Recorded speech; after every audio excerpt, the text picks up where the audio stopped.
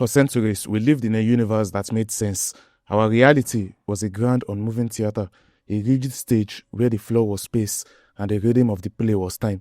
To the giants of the past, like Isaac Newton, these two were strangers to one another. Space was just the empty stage where things happened across three axes: length, width, and height. And time was a relentless mechanical clock ticking on its own, indifferent to the drama on stage.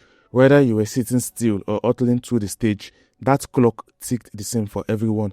It was clean, logical, and made perfect sense. But then a crack appeared in this viewpoint when we realized that light is the most stubborn thing in existence. It has a speed limit and it refuses to break it for anyone. To understand the sheer strangeness of this, imagine you're on a train moving at half the speed of light and you shine a flashlight forward. Common sense says the light should travel at train speed plus light speed. But the universe is not interested in being cozy with our common sense.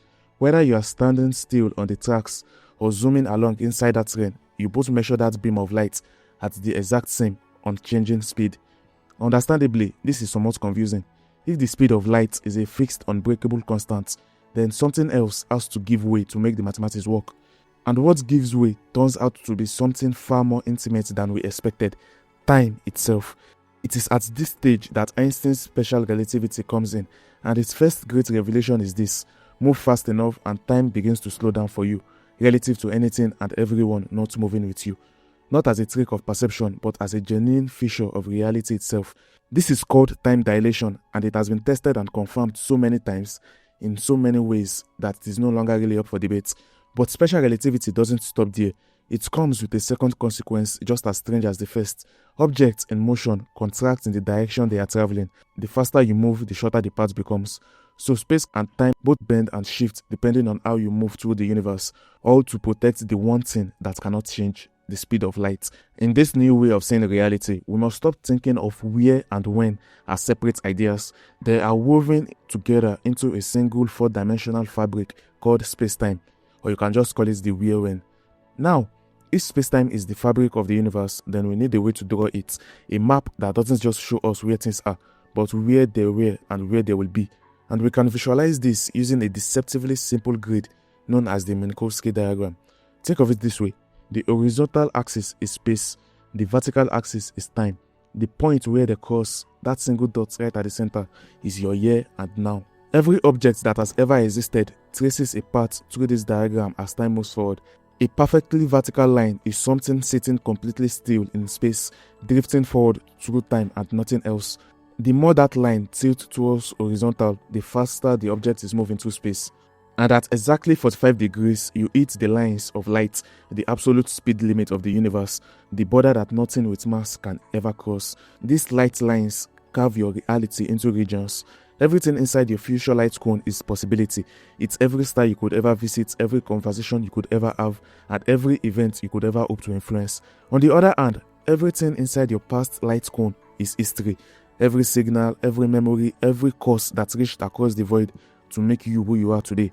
And everything outside those cones is permanently unreachable, as long as we never find anything that can travel faster than light. This is all complicated enough, but we are not done. We still need to talk about gravity.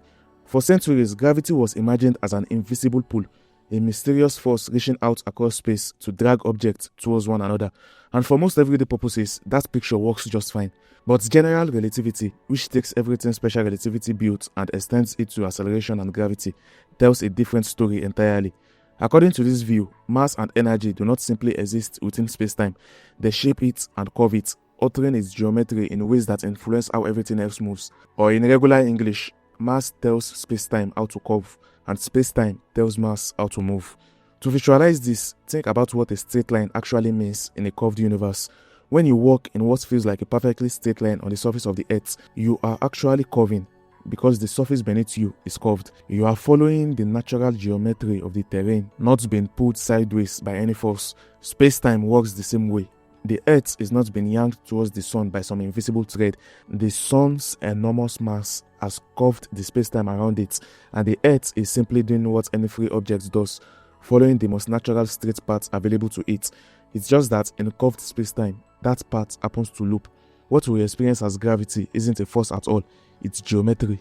Now, I know all of this sounds like the fever dream of a mathematician, a high concept fantasy that has nothing to do with your day. But your mobile navigation app works with it. High above you, GPS satellites are hurtling through space. Because they are so high up and therefore in a shallower part of Earth's space-time curve than you are, their clocks tick slightly faster than yours by about 38 microseconds a day.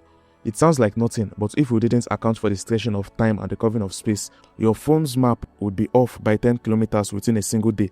You would be lost in your own city because you ignored the shape of the universe. Anyways, that's all for today. If this one made something click, the like button is right there, and subscribing means you won't miss where we go next. Stay positive out there.